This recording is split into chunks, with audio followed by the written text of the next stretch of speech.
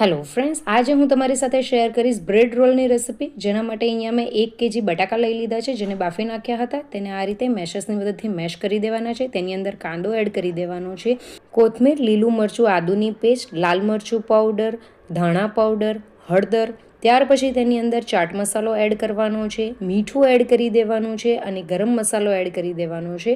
બધું જ બરાબર મિક્સ કરી દેવાનું છે.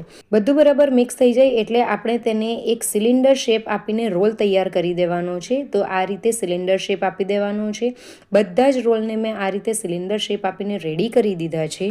હવે અહીંયા મેં 400 ગ્રામ જેટલું બ્રેડનું પેકેટ લઈ લીધું છે. તમે કોઈ પણ બ્રેડ લઈ શકો છો, તમે આટા બ્રેડ પણ લઈ શકો છો. અહીંયા મેં વ્હાઇટ બ્રેડ લીધું છે.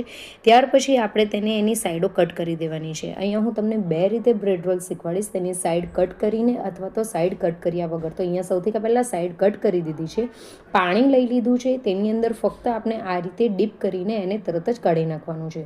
બંને સાઈડ આ રીતે ડીપ કરી દેવાનું છે અને વધારાનું પાણી આ રીતે દબાઈ દબાઈને આપણે કાઢી નાખવાનું છે.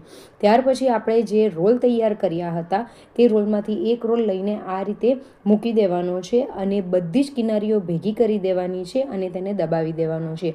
ઇઝીલી એ ફોલ્ડ થઈ જશે કેમ કે આપણે બ્રેડને ભીનો કર્યો છે. તો ઇઝીલી એ બ્રેડ રોલ આ રીતે બનીને રેડી થઈ જશે. તો અહીંયા આપણે તેની સાઈડ કટ કરી હતી. અહીંયા હવે હું સાઈડ કટ કર્યા વગર તમારે કઈ રીતે બ્રેડ રોલ બનાવી શકો તે બતાવું છું. તો પાણીની અંદર બ્રેડને ડીપ કરવાનો છે અને બધું જ પાણી આ રીતે કાઢી નાખવાનું છે. રોલને મૂકી દેવાનો છે અને બધી જ કિનારીઓ ભેગી કરી દેવાની છે અને આ રીતે દબાઈ દબાઈને તેને સિલિન્ડર શેપ આપીને રેડી કરી દેવાનું છે.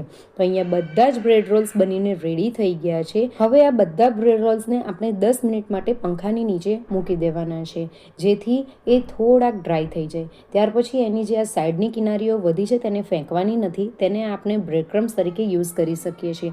10 મિનિટ પછી હવે એ ફ્રાય કરવા માટે રેડી થઈ ગયા છે. તો અહીંયા મીડિયમ હોટ ઓઇલ હોવું જોઈએ. તેની અંદર બધા જ બ્રેડ રોલ્સ એડ કરી દેવાના છે અને મીડિયમ ફ્લેમ પર જ આપણે આ રોલને તળવાના છે. તો બહારથી ક્રિસ્પી અને અંદરથી સોફ્ટ એવા બ્રેડ રોલ્સ બનીને રેડી થઈ જશે. તો એનો જ્યાર સુધી ડાર્ક કલર આ રીતે ડાર્ક બ્રાઉન કલર નહીં આવી જાય ત્યાર સુધી આપણે તેને તળવાના છે. તો અહીંયા બ્રેડ રોલ્સ તળાઈને રેડી થઈ ગયા છે. તો આપણે તેને સર્વિંગ માટે લઈ લેવાના છે.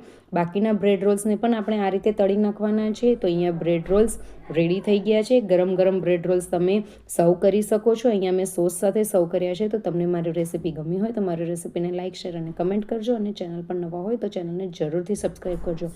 By, enjoy.